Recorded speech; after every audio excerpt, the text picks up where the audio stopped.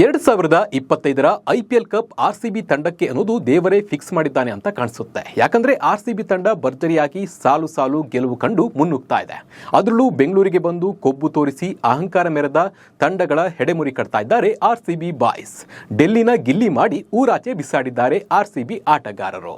ಅದರಲ್ಲೂ ನಿನ್ನೆಯ ಮ್ಯಾಚ್ ಮಾತ್ರ ಸೂಪರ್ ಆಗಿತ್ತು. ನೋಡೋಕೆ ಸಖತ್ ಇಂಟ್ರೆಸ್ಟಿಂಗ್ ಜೊತೆ ಸಖತ್ ಕಿಕ್ ಕೂಡ ನೀಡ್ತಾ ಇತ್ತು. ಹಾಗಿದ್ರೆ ನಿನ್ನೆಯ ಮ್ಯಾಚ್ ಹೇಗಿತ್ತು ಅನ್ನೋ ಬಗ್ಗೆ ಕಂಪ್ಲೀಟ್ ಮಾಹಿತಿಯನ್ನು ನೀಡ್ತೀನಿ. ನಾನು ನಿಮ್ಮ ಶಿವರಾಜ್ ಬಾಣಂಕಿ.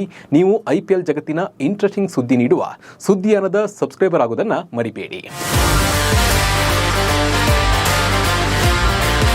ಆರ್ಸಿಬಿಗೆ ಇರೋ ಕ್ರೇಜ್ ಜಗತ್ತಿನ ಯಾವ ತಂಡಕ್ಕೂ ಇಲ್ಲ ಅನ್ಸುತ್ತೆ. ಕೋಟಿ ಕೋಟಿ ಅಭಿಮಾನಿಗಳು ಆರ್ಸಿಬಿಯನ್ನ ಹೃದಯದಲ್ಲಿ ಇಟ್ಕೊಂಡು ಆರಾಧನೆ ಮಾಡ್ತಾರೆ. ಕನ್ನಡಿಗರಿಗೆ ಆರ್ಸಿಬಿ ದೇವರು ಕೊಟ್ಟ ವರ ಅಂತಾನೆ ಹೇಳ್ಬಹುದು.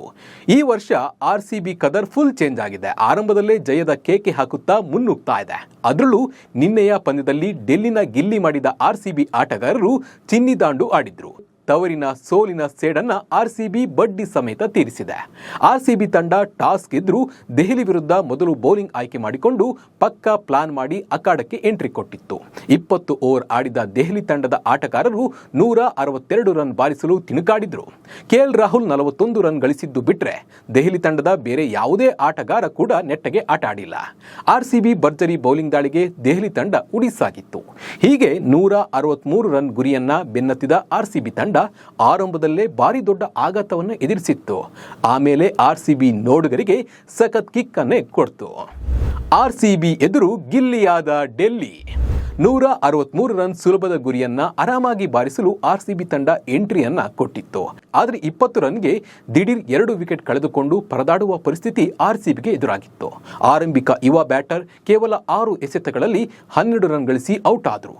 ನಂತರ ಇಂಪ್ಯಾಕ್ಟ್ ಆಟಗಾರ ದೇವದತ್ ಪಡಿಕ್ಕಲ್ ಖಾತೆ ತೆರೆಯದೆ ಬಂದ ದಾರಿಗೆ ಸುಂಕವಿಲ್ಲದಂತೆ ಹಿಂದಿರುಗಿದ್ರು.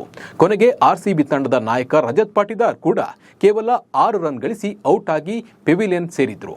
ರಾಯಲ್ ಚಾಲೆಂಜರ್ಸ್ ಬೆಂಗಳೂರು ತಂಡದ ಈ ಹಂತದಲ್ಲಿ 26 ರನ್ಗಳಿಗೆ ಪ್ರಮುಖ 3 ವಿಕೆಟ್ ಕಳೆದುಕೊಂಡು ಸಂಕಷ್ಟದಲ್ಲಿತ್ತು. ಈ ಸಂದರ್ಭದಲ್ಲಿ ಡೆಲ್ಲಿ ಕ್ಯಾಪಿಟಲ್ಸ್ ಪಂದ್ಯದ ಮೇಲೆ ಹಿಡಿತ ಸಾಧಿಸಿತ್ತು. ಆದರೆ ಬೆಂಗಳೂರು ತಂಡದ ಪರ ಇಲ್ಲಿಂದ ವಿರಾಟ್ ಕೊಹ್ಲಿ ಮತ್ತು ಕೃನಾಲ್ ಪಾಂಡ್ಯ ಇನ್ನಿಂಗ್ಸ್ ಜವಾಬ್ದಾರಿ ವಹಿಸಿಕೊಂಡ್ರು. ಬೆಂಗಳೂರು ತಂಡದ ಇನ್ನಿಂಗ್ಸ್ ಅನ್ನ ಇಬ್ಬರು ತಾಳ್ಮೆಯ ಬ್ಯಾಟಿಂಗ್ ಮೂಲಕ ಮುನ್ನಡೆಸಿದ್ರು. ವಿರಾಟ್ ಕೃನಾಲ್ ಜೊತೆಯಾಟ.